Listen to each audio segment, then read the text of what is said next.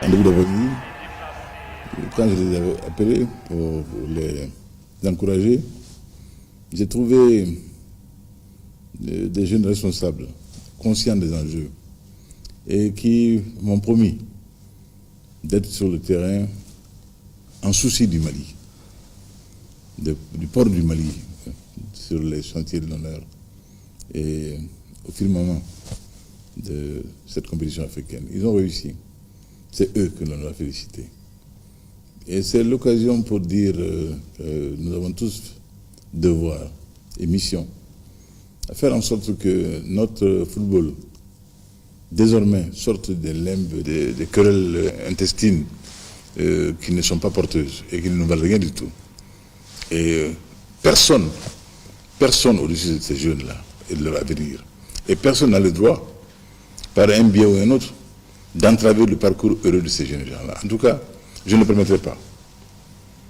Et là, maintenant, c'est un domaine que nous allons suivre de très près, et pour que vraiment le chemin soit balisé pour un avenir le plus brillant possible auquel ils ont droit. Et auquel également est destiné notre football. Quand on a des jeunes gens qui arrivent à ce haut niveau de performance, on a le devoir de faire en sorte qu'ils aient un environnement sain, porteur, un environnement dénué de toutes ces mesquineries et de tous ces calculs qui maintiennent le football malien dans des voies douteuses, dans des voies peu porteuses. Non. Dorénavant, je crois qu'on y verra avec beaucoup d'attention pour que tout soit mis en œuvre pour le plus grand soutien à ce football malien et au sport malien d'une manière générale. Les lieux de compétition, il nous en faudra encore davantage, d'autres seront également créés pour que vraiment ces jeunes gens-là continuent de porter le Mali au firmament des nations. Et je pense que leur avenir également sur le plan de la formation et de l'éducation ne sera pas oublié. Je pense que la formule « un esprit sain dans un corps sain » n'a jamais été aussi heureuse. Même ça a incorporé ça, non. Donc, leur formation, à tous les niveaux, également, c'est l'objet de nos soucis. Ils ont fait un grand honneur au Mali. Ils ont porté le Mali très haut, au firmament des nations africaines, en matière sportive. Chacun sait maintenant la place du football dans la vie des nations.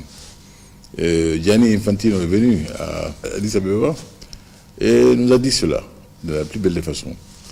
Et qu'aujourd'hui, moins de 2 semaines après le sommet d'Addis Abeba, notre nation se trouve à ce niveau de qualification, est un grand bonheur.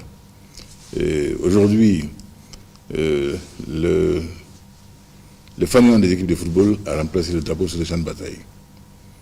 Et d'ailleurs, pour la symbolique, quand on joue les hymnes nationaux, ce n'est pas pour rien.